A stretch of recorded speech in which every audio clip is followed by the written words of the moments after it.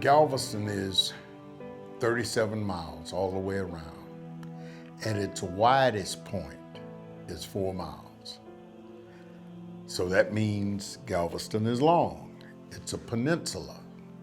We are the piece of land that actually stops a hurricane from being massive at the oil refineries just on the other side of Galveston Bay.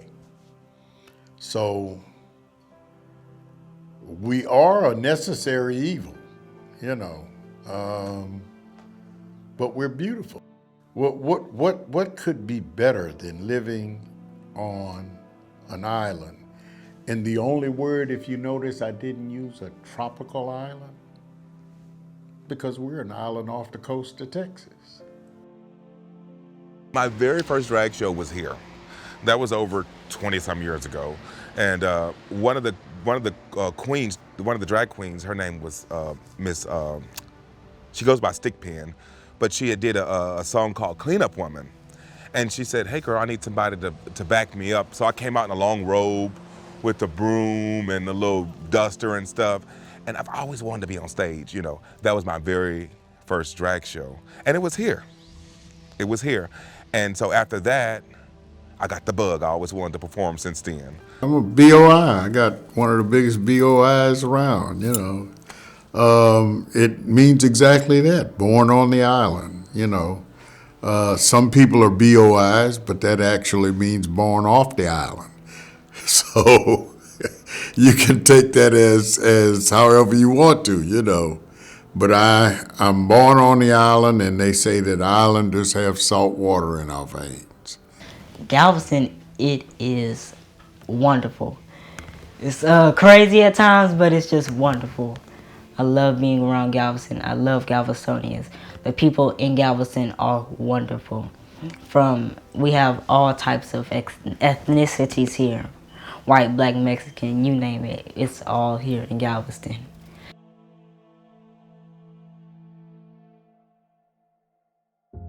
The main industry here in Galveston is tourism. We have a historical downtown Strand area that a lot of tourists come to just walk up and down the Strand and shop in the shops, because it has that early 1920s flavor to it. After the Great Storm of 1900, Galveston began to rebuild, and a part of its rebuilding was the Strand area.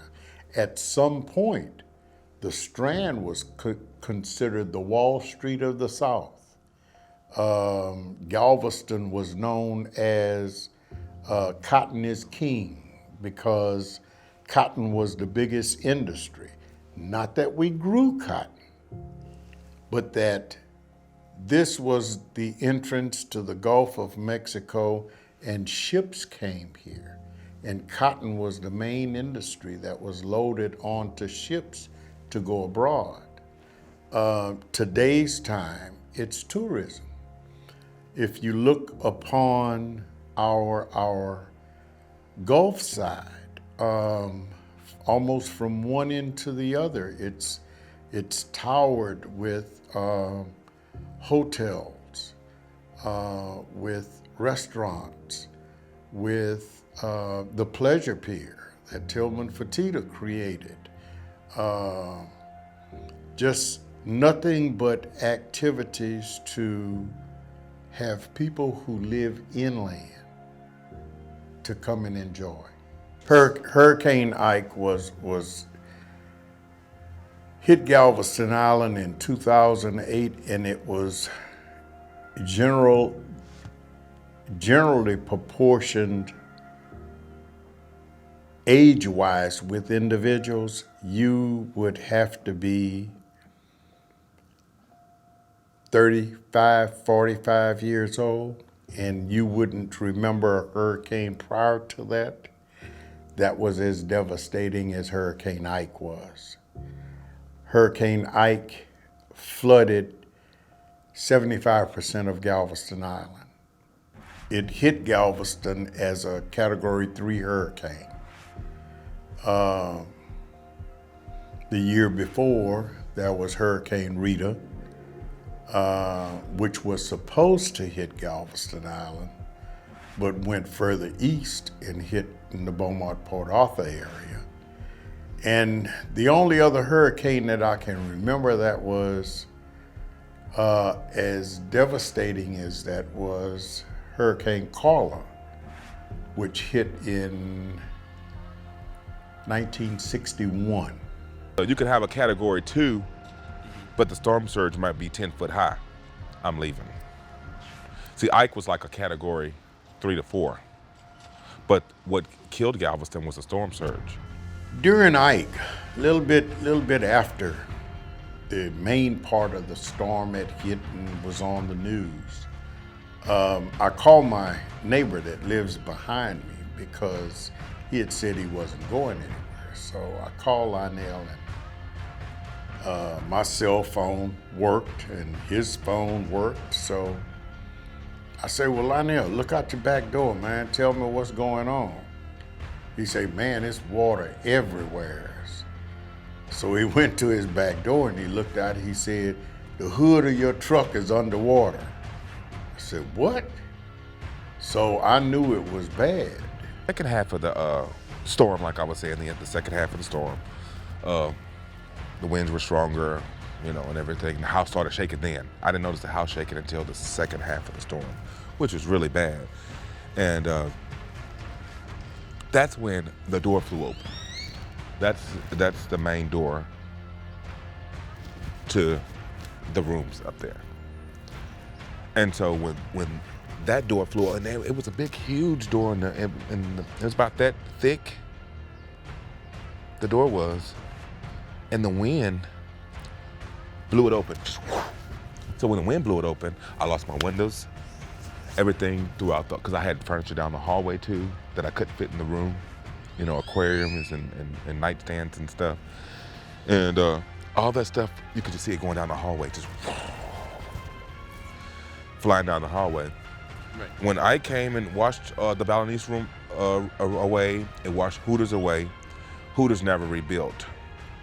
You can't redo the Balinese room, that's history. Mm-hmm. Murdoch's is owned by private people that live here on the island, so they rebuild, I guess, off of insurance or whatever. Murdoch's, it's bigger.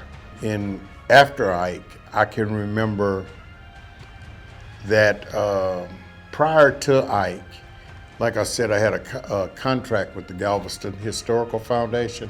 They had a thing called Genteel Junk.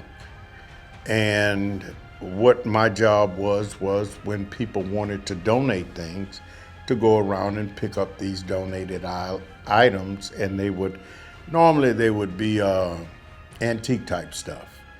And they would have a big sale of it. Well, I remember going to this lady's house, and we picked up some real nice things from her. You know, she had a beautiful house.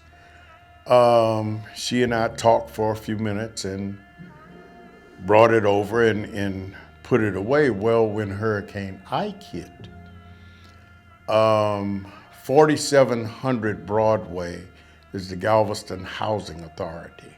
They have a huge parking lot. So the National Guard set up where they were distributing water and ice to individuals. And I was in this line like everybody else to get water and ice. And the lady in front of me was the lady that I had gone to her house probably 2 or 3 weeks earlier. And we were talking, and she turned around and she said, Leon, I never thought I'd be in a line like this. And she just broke down and started crying, you know, laid her head on my shoulders, and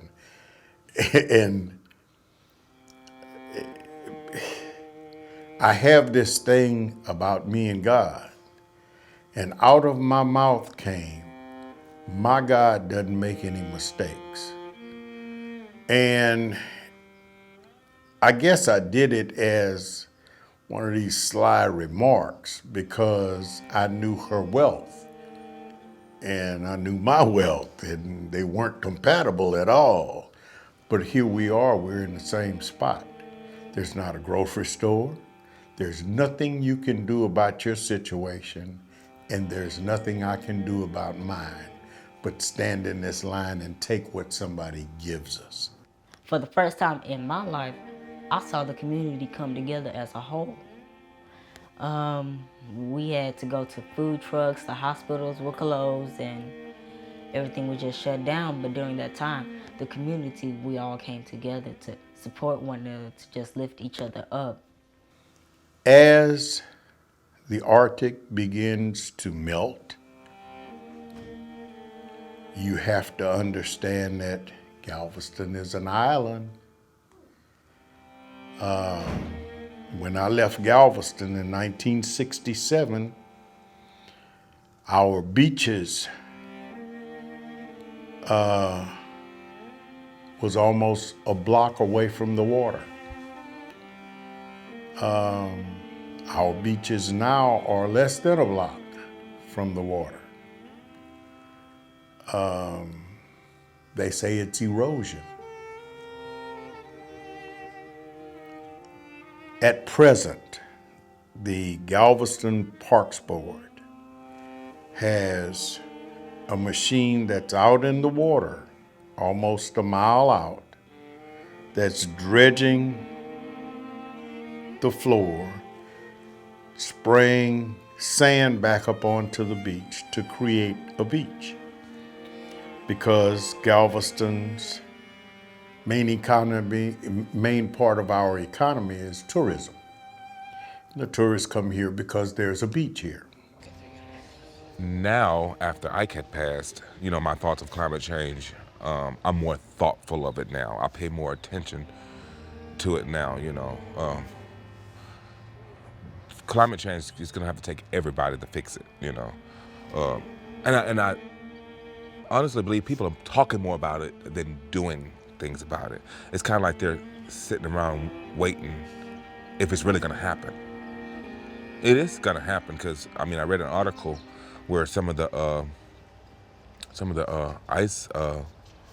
icebergs are breaking apart, faster than we thought, and my common sense tells me that with those glaciers and icebergs breaking, it's causing the seas to swell.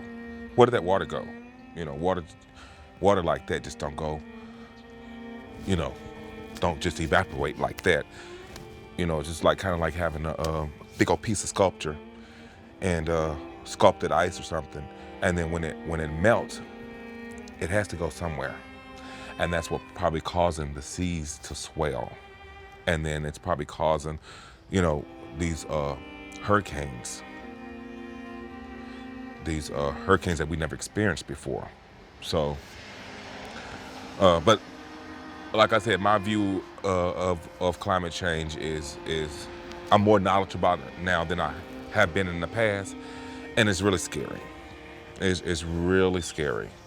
Things that we have, such as electronics and as much energy as we use up every day, and you think about like the coal and the fuel and just everything in general. Like you hear scientists talk about like global warming is going to happen and stuff like that, and you don't believe it at first until you actually see something of it. And I'm just worried for my generation coming up, because we only have God knows how much time left on here. And with everything that's going on, I don't want the earth to be in danger of like water rising up and overtopping and covering us up over the land, and what do? So I'm just worried to death about what's going to happen in the near future concerning the whole earth. This is an island. How much better can it get? Summers were filled with going to the beach and swimming and stuff of that nature. And I'm so happy to be a part of an island.